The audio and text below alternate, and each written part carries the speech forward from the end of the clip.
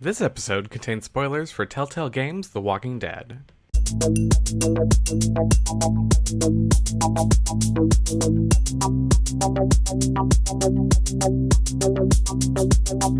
Hello and welcome back to the Push to Smart Water Cooler. Today we are going to be taking a look at the season finale of TellTale Games' The Walking Dead.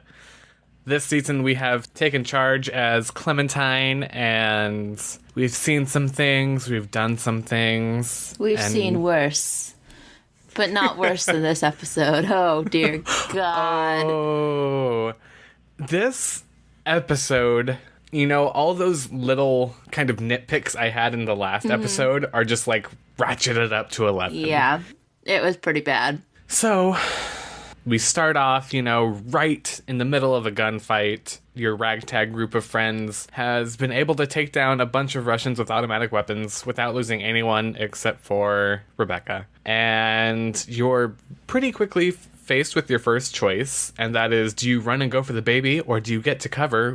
What do you do in this situation? As of right now, 83% of the players have protected the baby, according to the wiki. Yeah. What asshole went to cover? Who is that person? Stand up. Okay, at first I thought this was kind of promising. I was a little saddened that we didn't get to go into really the culture clash or like the language barrier that we were really anticipating for the last episodes because we just killed everybody. But I was so thrilled that Bonnie and Mike were still alive. It was like when it's like, you know, Clementine's peripheral vision, things are kind of blurry, and it goes to show Mike and Bonnie like, they're alive! They're alive! They can still take the baby and run! And they did run, just didn't take the frickin' baby, but we'll get to that later. I don't want to talk about that. No, I'm just kidding. We talked last episode, and a lot in the comments with some of our listeners, about how we are frustrated by how many people are just killing left and right for what seems like no reason. But one of my biggest gripes about this opening scene is that nobody died, which didn't seem realistic at all. Well, I mean, they have, you know, automatic weapons. Right. You are surrounded. You know, they were the first people to shoot, and yet somehow, you know, Mike gets shot in the arm. Luke gets shot in the leg and then is standing a minute later. That part, there were quite a few. What's going on here? But then, like, the next scene, he's limping, and like, it's just like, okay, I guess that was maybe, I don't know, an animation shortcut or something like that. But it was like, wait, what's going on? And every now and then, Arvo is just kind of forgotten and invisible. During the shootout, they managed to kill everybody but Arvo. But actually, Arvo's not the last one standing. There is one more standing who is about to kill Kenny. And then, surprise, Jane throws a knife, kills the guy. She's back. She's not Molly 2.0. Better than ever? Yeah. I thought of you. I was like, I should text you. Wait, no, you said no spoilers. Yeah.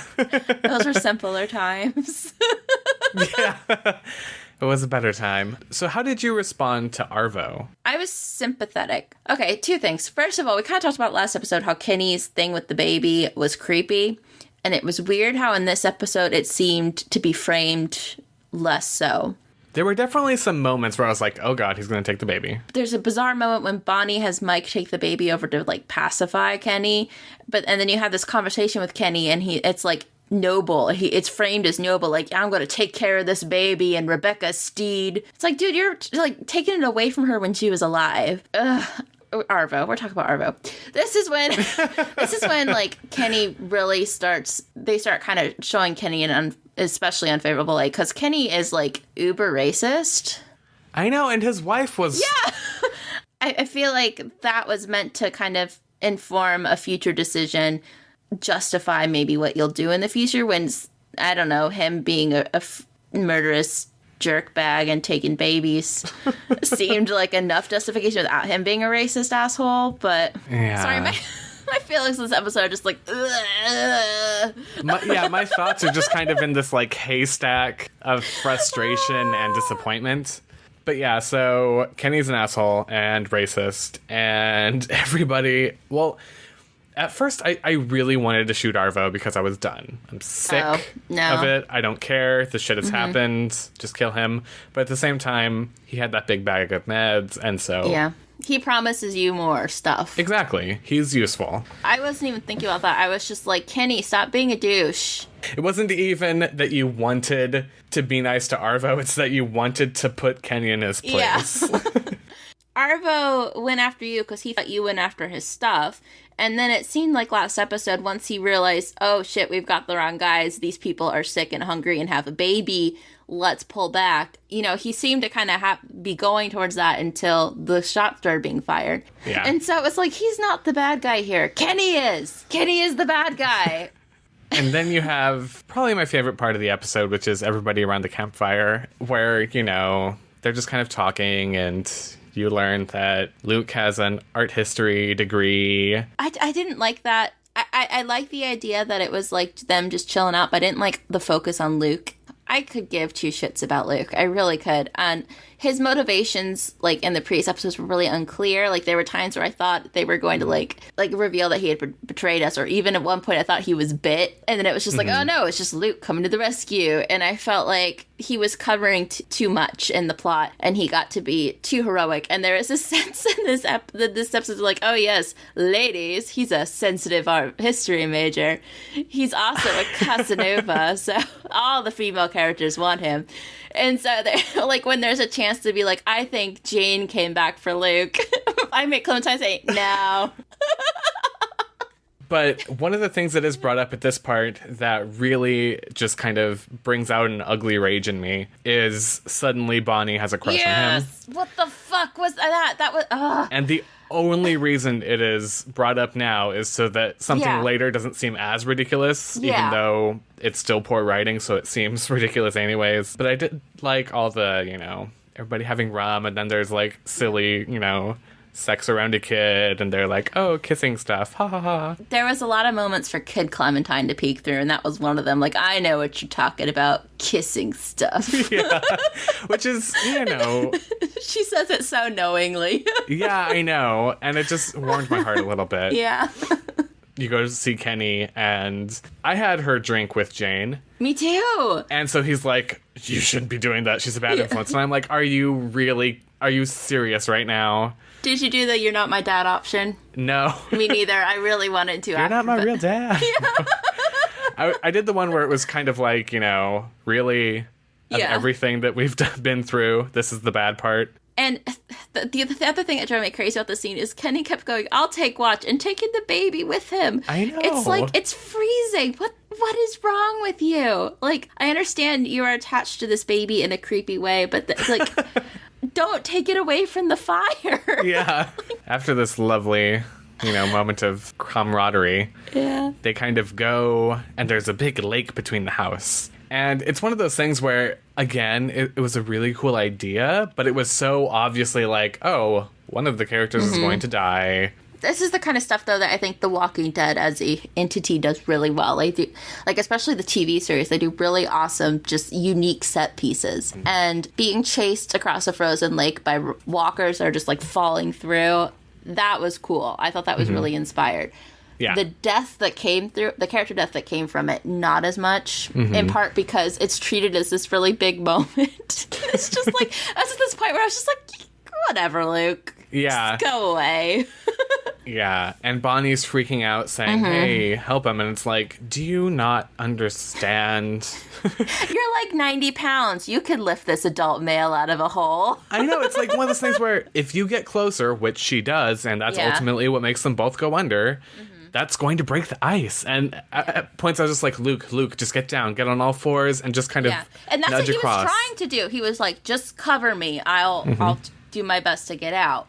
And so when I heard that, I was like, okay, that makes sense. Yeah, that is something I can do to help and make a difference. Exactly. And then fucking Bonnie, what a 180. The last few episodes, she was all about protecting Clementine, and now she's just like, my man. I know, it's... Where did this come from? Bonnie was the most poorly written and just most frustrating. It just didn't make any sense. It was all about... just this episode. She was fine for everything else. Yeah. Like, she was really likable. She had this interesting conflict. And then this episode, it became all about her man. And, just... Ugh. And then Luke dies, and A, I was covering him, so I was helping, and B, I tried to break the ice, and I got in the water, and that was still kind of helping. And then Bonnie's just like, this was your fault, and I was like, are you kidding me right now, TellTale? Not even Bonnie. I'm really upset with TellTale right now. Yeah. It was just so transparent. moving A to get to B to, you know. Creating drama out of nothing. Yeah. And so they get to the shelter, and Kenny starts beating on Arvo, and Mike is yelling at Kenny, and Clementine is dying, and she's like, guys, could you build me a fucking fire? Yeah. And Bonnie's like, it's your fault. And I'm really starting to hate this episode at this point. I still had high hopes for Mike, because I liked that Mike was pretty consistently like, dude, you know, he was really defending Arvo. And even later, when he and Bonnie run off without the baby, it was like, I could still see Team Mike. I wanted to go with them. Sorry, jumping ahead. I'm just like, this episode.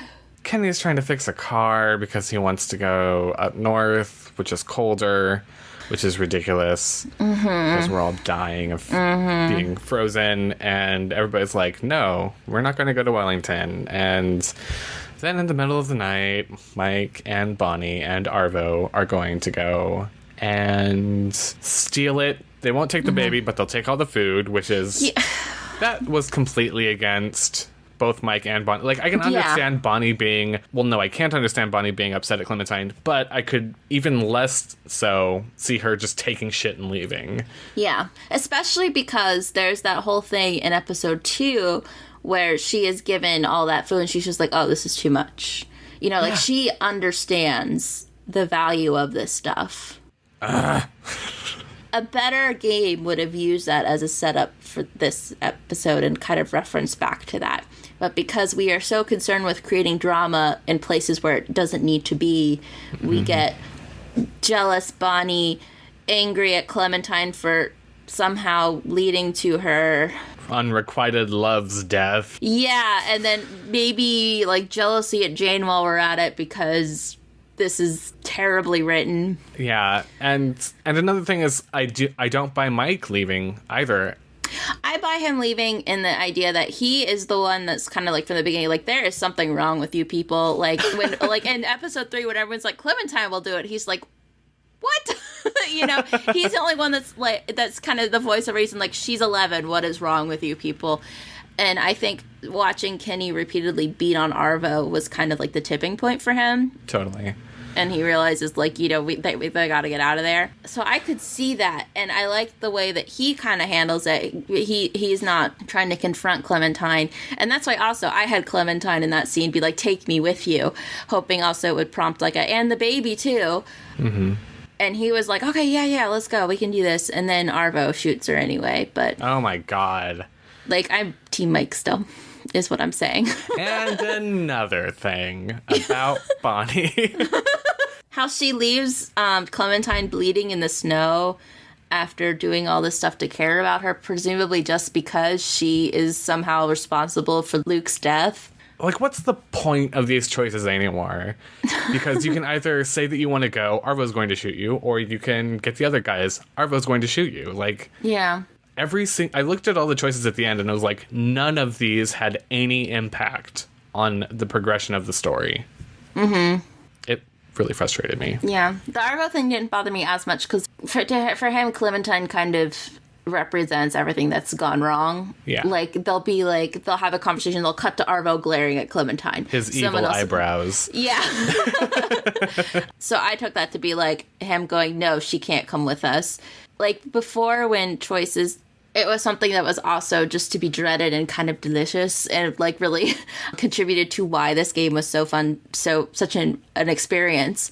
Mm-hmm. Now it's becoming a little bit too telegraphed, a little bit too transparent. It's like, it's no longer something I dread. It's just like, oh, of course. Mm-hmm. So after this scene, you awaken in the back of the car, which apparently Mike and Bonnie and Arvo have fled on foot because Kenny and Jane had run out of the house and apparently too scary or something, even though they're like half in the car. They're pretty freaking scary. Yeah. I was kind of wanting them to just like die. At this point I was like, I would have rather Bonnie and Mike died than have that character assassination that I just witnessed. Mm. Let's just skip to the final confrontation. So there's all this like convoluted crap to basically get everyone separated in a snowstorm. They all meet back at a rest stop. Kenny is already there looking. Clementine arrives, then Jane arrives without the baby that she had been holding. Mm-hmm. And Kenny immediately, like, Jane is just like, I'm sorry, I didn't mean it. And Kenny is just horrified and runs out looking for the baby. And then Jane immediately gets on her knees and, like, grabs Clementine by the shoulder and is like, stay out of whatever's going to happen next. And as soon as she did that, I knew the baby's just hiding. She just hid the baby somewhere. Exactly. Yeah. And I loved that. Even though the writing was terrible for 90% of this episode, Kenny and Jane were on point the entire time. Everything felt in character to me. That's because it feels like they were the only ones that the writers, like, they knew, okay, this is what it's going to come down to. What do we do with these other people? I don't know. Drown them. The love triangle. I don't know. But it kind of calls back to that conversation we had about episode 3 where, like, the choice was, are you going to be a Carver or a Kenny? Which that comes back later in a wonderful thing in one of the ending choices, but I'll get to that later. And it kind of comes down to who you're going to be, like, Jane or Kenny. And it's like they are so alike in so many ways. And it's like, where for me, it was, where is there a distinction between them? What does it mean? And so when they're fighting for the death, you have all kinds of choices to either, like, some of them seem very basic, like you either hit Kenny in the leg like Jane taught you, or you grab him by the arm. Yeah. You can get between them, and then you have the big choice to shoot. I'm curious, so did you hit Kenny in the leg or the arm? I hit him in the leg. I was like, yeah. Me too. Yeah, I recognized that too. It was like, yeah, that's what Jane taught me. I better do that. And then I have another question. Did you get between them? Yes, I did. So did I. Did you choose to hold back Kenny or Jane? Kenny. Me too. I think 5 episodes in, we're done with Kenny. Yeah. Replayed the ending 3 times to try to get an ending that I liked. The first, like, few I played, I held back Kenny because I was, as you said, done with Kenny. And then one of them I decided to hold Jane. And I was both surprised but not really that she also just shoves Clementine to the ground. Like, not this time or something, which seemed kind of...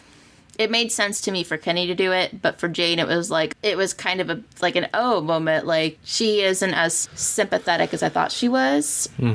Maybe I shouldn't necessarily put all my allegiances with her or something, because, I mean, there's already that suspicion that she hid the baby and that she's provoking Kenny on purpose. And that kind of her pushing Clementine aside was another kind of enlightening moment for me, I guess, that, I don't know, that they're both pretty culpable, which we kind of already knew. But anyway... Choosing to shoot. Which one did you shoot? I shot the shit out of Kenny. Me too. All 3 times I played. I was just like, this has been painfully obvious for a long time. Yeah. Kenny is not the person that you need to be around. Even if Jane is going to provoke Kenny in such a drastic way. No, he's just bad news all around. Yeah. If he doesn't get you killed, he is going to kill you. I know. And I really hated that once you shot him, he got this big monologue. I know! It's like, you don't deserve this moment. I was quiet for most of my playthroughs. I just dotted it. I just don't understand TellTale's hard-on for Kenny. Like, I'm sorry. I just don't. Like, he's a white family man whose family died. Like, I don't get, what is this redeeming quality? Why do people love him? Is it just familiarity? I just don't get it. He's not a good guy. And it's like, there is a way to make people that are not necessarily good guys compelling. Kenny was not it. Yeah. Right after Kenny dies, and you have to listen to him talk about, I'm scared, Clementine. Oh, he said that he's scared? Asked for it. Yeah. Oh. At least he did in my playthrough. In my playthrough, I actually said something like it was my fault or something, which I immediately regretted. Yeah. But then he was, like, very comforting and... Yeah. And I said something along the lines of, you're going to be with Katja and Duck. And he was like, you're always good for a smile. And even though I hate Kenny, I was just like, oh, God. I was getting a little verklempt. And I just couldn't handle it. Yeah, I was just like, dude, you're done. But then once that happens, like, the baby cries. And you have that great moment when Clementine finds the baby, which had some of, like, I think, the best voice acting. Yeah. In the series. Like, she is so good. And I've said that a few times, but she's so good in the scene. And you have to make a choice, too. Like, do you still go with Jane, or do you just go off on your own with the baby? What did you do? And I was like, I'm done. I'm out. I'm taking the baby. So you went by yourself? Yeah. Yeah. Yay! I was just like, you don't deserve to die. Like, I understand why Jane was doing this. I understand that Jane knew that Kenny would get them killed. And this was her way of showing Clementine that, and also being like, I can take this guy. It's cool. I got this.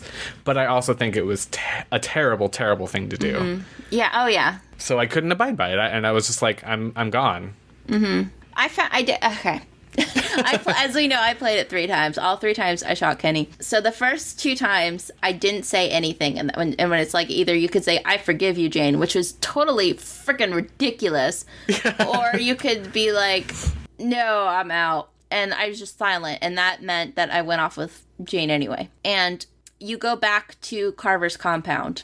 You know, all the walkers are dead, all the people are dead. You walk in, and there is Carver laying there with his face just completely destroyed by Kenny. Mm-hmm. And Jane has this line where she's like, wow, I'm glad you didn't have to see that. And one of the choices that comes up is, I've seen worse.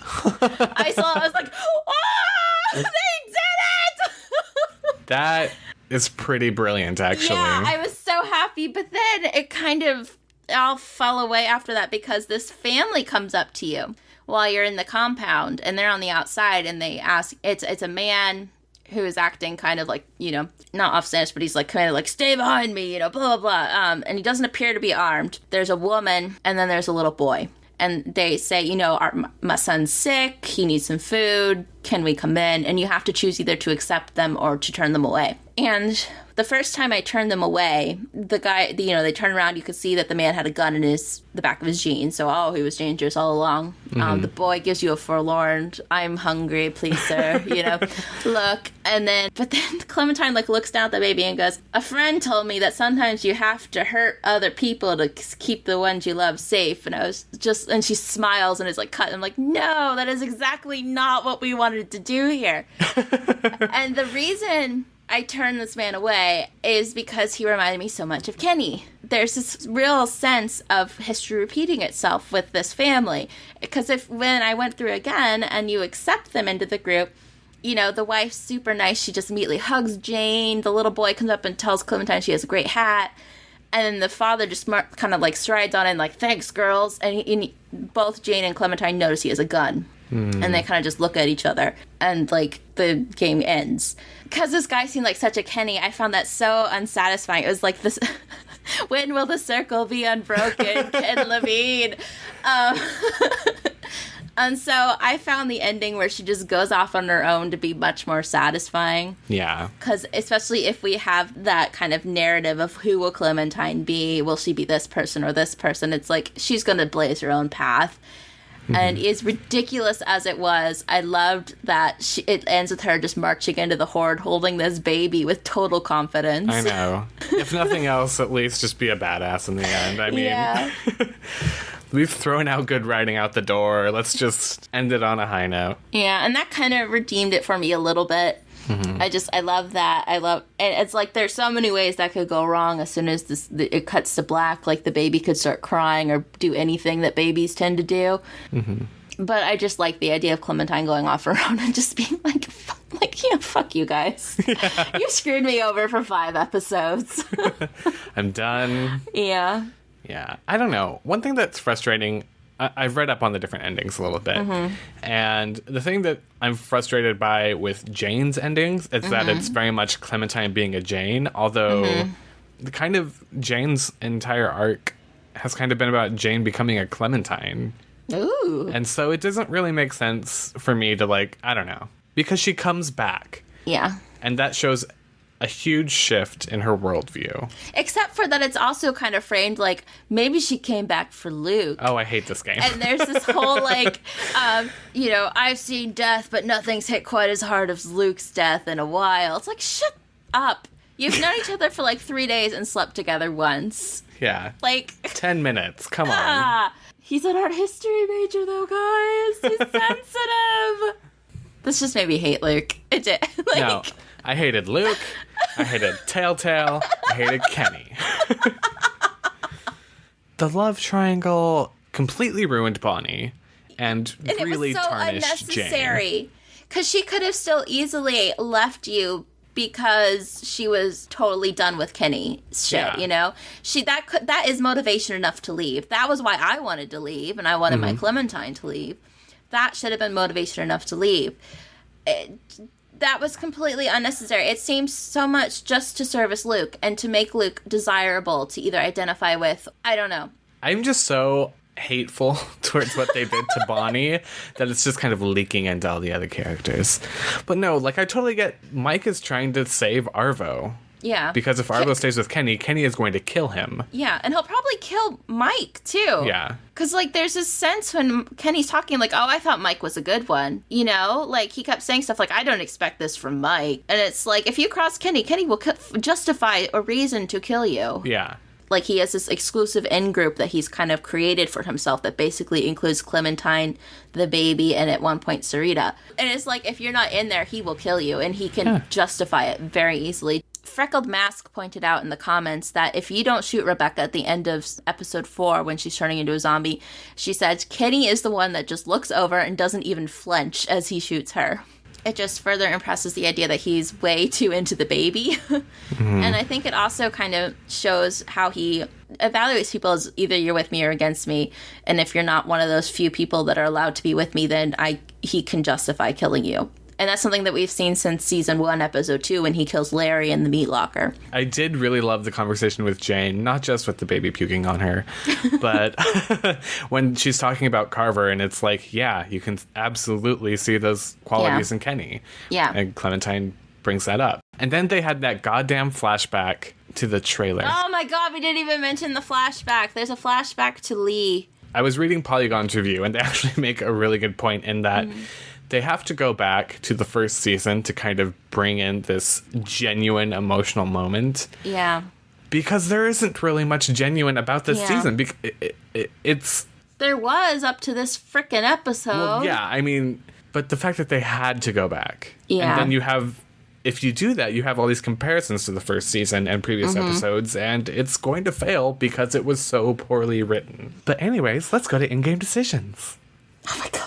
I was kind of surprised by, like, what choices were tracked. Like, obviously, whether or not you shot Kenny or Jane, but, like, asking to leave with Mike, that was tracked. That was interesting. So first choice we already talked about, protect the baby. 83% of us did it. 16%, you heartless bastards, did not. The next one is risk. Did you go to help Luke when he was falling on the ice? This is 50-50 right now. I think that that's a bit of a misnomer because you're still helping. You're just doing it in a more... safer way for everybody. Exactly. A way that makes sense. So loyalty, asked to leave with Mike. 93 of us did not.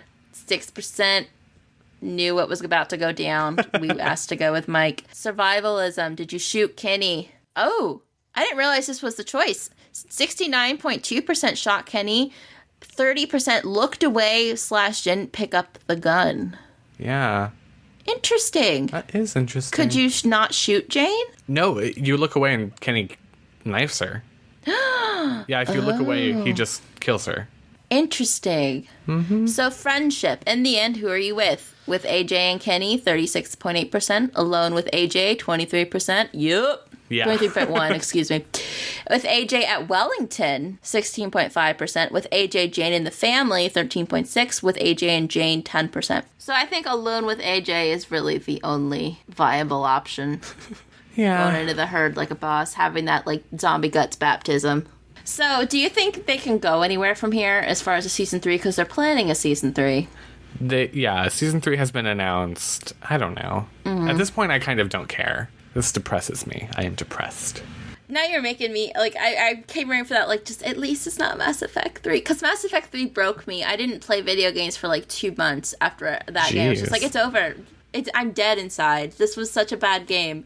Well, I feel like Mass Effect ruined the plot, but not the characters. That's a good way to put it. Especially with the Citadel DLC. That kind of reinforced the fact that these characters are still great. And Walking Dead ruined both. Yeah, except for Clementine. Yeah. Go Clementine. So that does it for our final water cooler on TellTale Games and Walking Dead Season 2. Give us your thoughts. Are you as upset as we are? It's just us. Did you like Kenny? Why? Get out. Get out. No. Please subscribe and tell your friends. Yeah. Let us know in the comments. We've been having some really great conversations there. But in all seriousness, if you do like what you hear, please subscribe to keep up to date with our latest videos and water cooler discussions. My name's Jane. I think it's gonna puke. It's not gonna puke. It puked. It puked.